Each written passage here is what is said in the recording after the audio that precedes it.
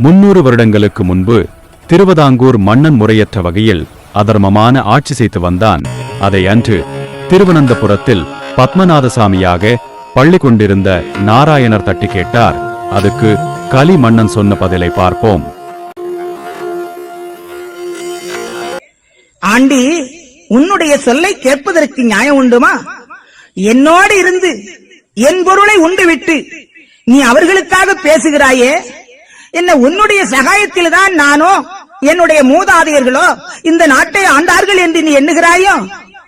இந்நிலத்தை விட்டு எங்கானாலும் போடா, நீ எங்கு போனால் எனக்கு என்ன, என் சொந்தமாக இங்க இருப்பதென்னடா, போ நீதானும் போகும் இடந்தரிலே என்று மாயவரை நிகழ்த்தினான்.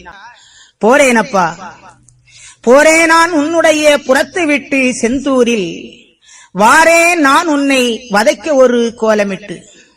எம்பெருமான் எப்பொழுது திருவனந்தபுரத்திலே இருந்து புறப்பட்டார்களோ அந்த வேளையிலேயே அவர் திருவாகிய நாராயணமாக அங்கு குடிகொள்வதற்கு முன்னால் அந்த திருவனந்தபுரம் என்று சொல்லப்பட்ட அந்த பகுதி திரு அனந்தங்காடு என்று இருந்ததோ அதுபோல காடாக மாறியது.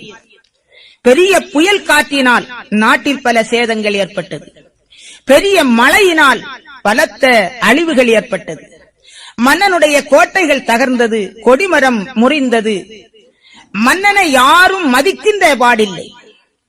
நாட்டுக்குள்ளாக பெருத்த குழப்பங்கள் ஏற்பட்டது. தண்டனைக்கு உரிய சிறை கைதிகள் எல்லாம் பூட்டை அடித்து உடைத்து சிறைக்கதவை திறந்து கொண்டு நாட்டிலே வந்து கொள்ளைகளையும் கொலைகளையும் செய்தார்கள். பார்த்தான் வெண்ணீசன், இதுதான் நமக்கு தருணம் என்று அன்று டெல்லியிலே பாதுஷாவாக இருந்த முகலாய மன்னனுடைய துணையை சேர்த்துக் கொண்டு படை திரட்டி வந்து அனந்தபுர சீமையை பிடித்துக் கொள்ளுகின்றார். சிப்பாய் ஓட, சுபேதார் ஓட, அப்பப்பா வென்று எல்லோரும் கலந்து ஓடினார்கள்.